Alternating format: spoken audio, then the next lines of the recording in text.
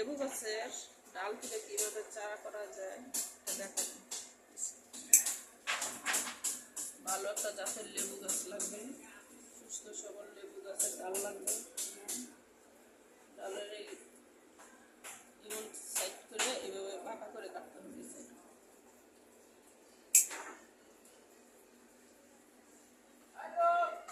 এই জায়গায় একটু নষ্ট দেখা যাচ্ছে, একটু ফেলে দিন।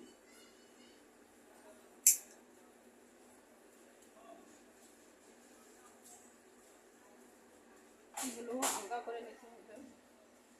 যেভাবে ডালগুলো বসাবো তারপরে এভাবে করে দিব, গর্ত করে দিব।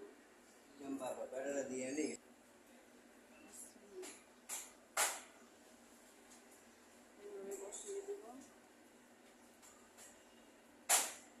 এই গাছগুলো জায়গায় রাখতে হবে, আর হলো ভিজা ভিজা রাখতে হবে সবসময়, মাটি যাতে শুকায় যায় সবসময় ভিজা রাখতে হবে।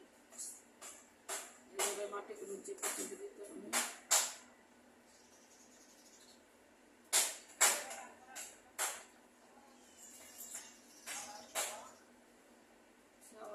স্থান রাখতে হবে।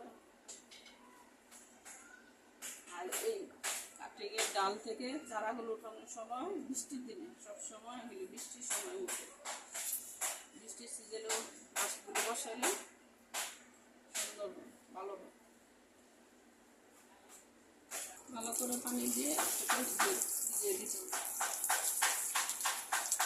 হবে, তো স্থানে রাখতে হবে। আর পানি দিয়ে সবসময় ভিজে ভিজে রাখতে হবে।